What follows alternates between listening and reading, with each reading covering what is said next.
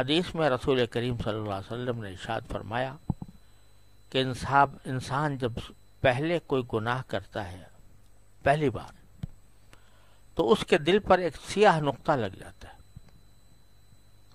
جس کی برائی کو وہ ہر وقت ایسا محسوس کرتا ہے جیسے کسی صاف سفید کپڑے پر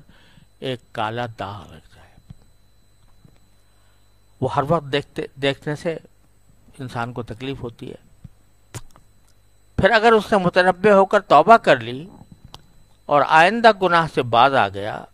تو وہ نقطہ جو اس کے دل پر لگا تھا وہ مٹا دیا جاتا ہے، اور اگر اس نے پرواہ نہ کی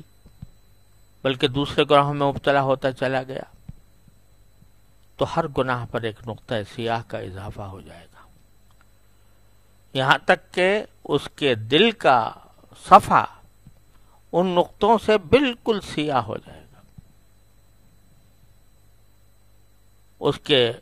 قلب کی اس وقت یہ حالت ہو جائے گی جیسے کوئی برتن اوندھا رکھا ہو کہ اس میں کوئی چیز ڈالی جائے تو فوراً باہر آ جاتی ہے، اندر کوئی چیز داخل ہی نہیں ہوتی۔ اور اسی کو قرآن کریم نے دوسری جگہ رأن سے تعبیر کیا ہے، کلا بل ران علی قلوبہم ما کانوا یکسبون۔ اس لیے کیونکہ وہ دل سخت ہو گیا اور اس پر سیاہ نقطے لگ گئے تو کوئی خیر اور نیکی کی بات اس کے دل میں نہیں جمتی۔ اس وقت اس کے دل کی یہ کیفیت ہو جاتی ہے جسے تعبیر کیا گیا ہے کہ حدیث میں کہ لا یعرف معروفا ولا ینکر منکرا، لا یعرف معروفا ولا ینکر منکرا، یعنی وہ نہ کسی نیکی کو نیکی سمجھتا ہے اور نہ کسی برائی کو برائی سمجھتا ہے، بلکہ اللہ بچائے معاملہ بالکل الٹا ہو جاتا ہے کہ جو گناہ ہے اس کو